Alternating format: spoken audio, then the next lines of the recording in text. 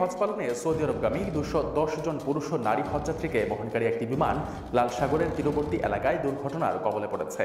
মঙ্গলবার থেকে এমন দাবি ঘুরে বেড়ায় সামাজিক যোগাযোগ মাধ্যম ও কিছু অনলাইন সংবাদ মাধ্যমে, যদিও এই খবরের কোনো আনুষ্ঠানিক ভিত্তি নেই।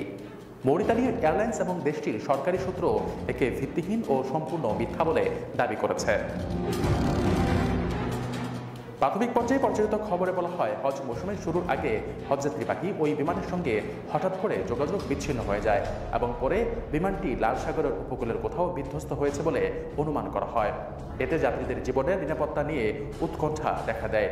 তবে মৌরিতানিয়া এয়ারলাইন্স এক বিবৃতিতে জানিয়েছে, সকল মৌরিতানিয়ার হজযাত্রী আল্লাহর অশেষ রহমতে নিরাপদে ও সুরক্ষিতভাবে সৌদি আরবে পৌঁছেছেন। হজ উপলক্ষে পরিচালিত কোনো ফ্লাইটে কোনো ধরনের দুর্ঘটনার খবর নেই। বিমান সংস্থাটি জানিয়েছে, 2025 সালের 23, 24 ও 25 মে তারিখে 3টি যাত্রীবাহী ফ্লাইট সৌদি আরবের উদ্দেশ্যে রওনা দিয়েছে এবং যাত্রা নির্বিঘ্নেই সম্পূর্ণ হয়েছে।